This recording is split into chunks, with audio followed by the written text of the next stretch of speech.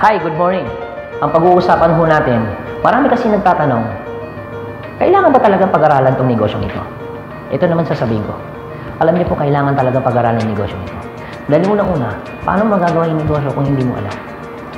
Ang reason po kung bakit marami nagpifail in any business, kahit sa traditional, kahit sa trabaho, kahit sa network marketing, paras-paras din ang gagawin mo, kailangan mo aralin.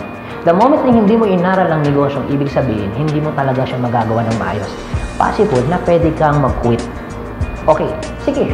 Para talagang mas maintindihan mo kung bakit kailangan aralin ito, kung tatanungin kita, gusto mo bang nahihirapan ka?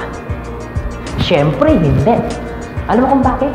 Simple naman taong gusto niyang gawin yung negosyong nahihirapan siya. Ito ang tanong. Kung ayaw mo talagang nahihirapan, anong dapat gawin? Siyempre, kailangan aralin. Okay? Pag inaral mo bang negosyo, sa tingin mo madadalian ka na? Oo naman. Kasi pag the moment ang negosyo, araw-araw mo ginagawa, napapractice mo, nagiging madali na sa'yo. Tandaan ninyo, kahit gaano kadali ang isang bagay pag hindi mo inaral, nagiging mahirap. Pero ang isang bagay, kahit gaano kahirap pag inaral mo, nagiging madali. Yun pong reason kung bakit kailangan mo itong gawin para hindi ka mahirapan. Uulitin ko, gusto mo bang mahirapan ka? Siyempre hindi. So anong dapat mo gawin? Aralin. So guys, maraming salamat po sa inyo. God bless and to God be the glory. Power.